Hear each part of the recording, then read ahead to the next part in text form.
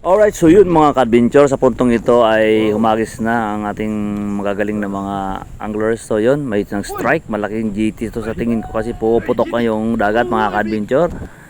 Sa puntong ito ay nakipaglaban na ang ating mga ka-anglers. Ayan mga ka-adventure, mapapansin nyo.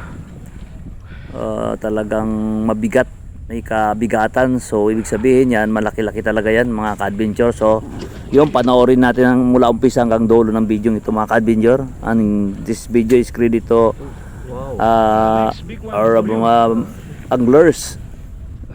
Ayan mga ka-adventure.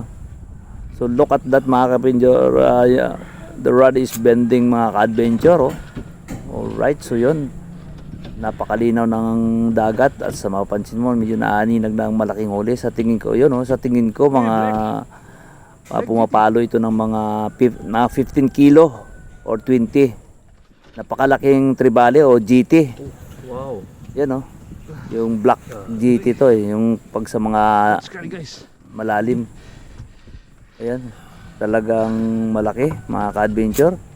Bali wala lang sa rad, talagang heavy duty itong rad ito. Medium, sa tingin ko medium heavy to yung rad na gamit. Ayan gamit nila mga ka-adventure para sa kalaman ay popper. Ayan siguro mga 40 grams yan mga ka-adventure. Yan, nakita nyo, ang laki. Nailagay na, pasok na sa bank.